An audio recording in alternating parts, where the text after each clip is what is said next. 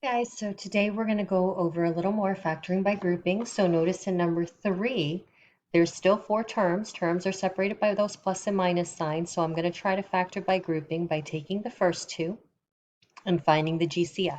So if I look at the coefficients, there's nothing in the first term. So I don't need to worry about a coefficient. But they both do have x. Lowest power is x to the first power, and they both do have y. And coincidentally, it's y to the second power. So that's what I'm going to factor out of both terms. So just taking that sidebar of what happens when I factor out the GCF, I'm going to focus on the x's first. When I divide, I subtract the powers, giving me x squared. And then for the y, 2 minus 2 gives you a power of 0, which is just 1. So that would be x squared for the first term. And then for 8xy squared, 8xy squared, I'm going to also divide it by the GCF I factored out, which is xy squared. The 8 just moves over because I'm technically dividing it by 1.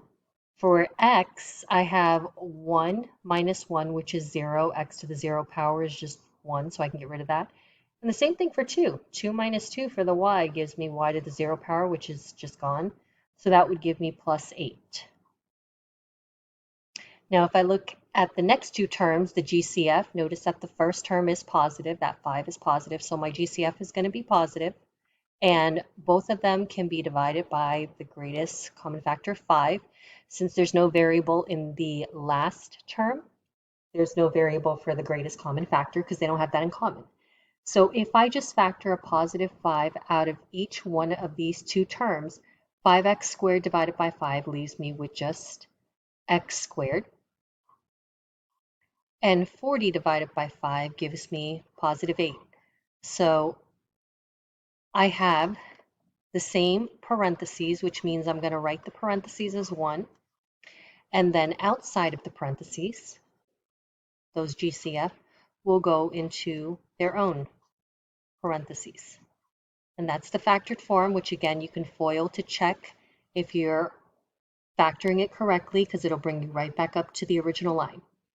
Okay, so now for number 4, notice there's only 3 terms. So this is kind of like a pop quiz on factoring quadratic equations. So notice quadratic because the highest power is to the second power and there are 3 terms. So this is just ax squared plus bx plus c, where a, b, and c are just numbers.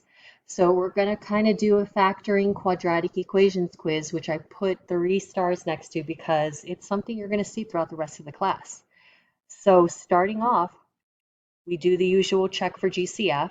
There's nothing that 12, 16, and 5 can all commonly be divided by other than 1. They don't have a variable in common. So I'm going to start by multiplying a times c.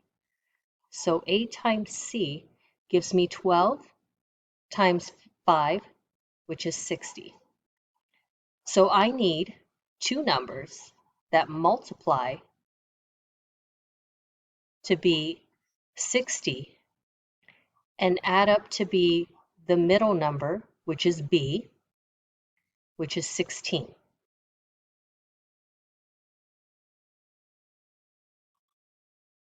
So you multiply first times last, you get whatever the product is, which in this case is 60, and then you take the middle number, and that's what the two numbers should also add up to be. So I'm going to list the numbers that multiply to be 60, like I could list 1 and 60. Well, these two don't add up to be 16, so that doesn't work.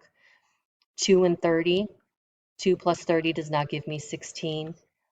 So if I keep this going, 6 and 10, 6 times 10 is 60, and 6 plus 10 is 16. So we found the two numbers.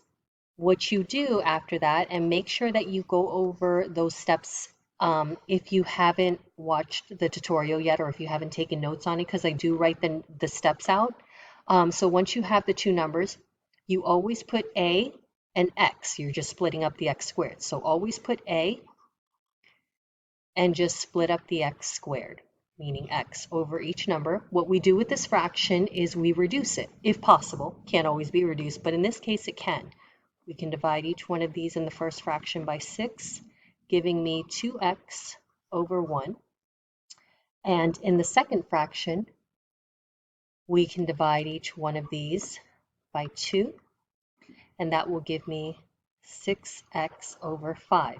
So when you have reduced your fraction, what the fraction represents are the parentheses. So that's 2x, and that's a positive 1, so plus 1. And the second fraction represents the second parentheses, so 6x, and that is a positive 5. And now you have your factored form. And again, you can FOIL, and it should bring you right back up to the original line if you are doing it correctly. All right, guys, hope this helps.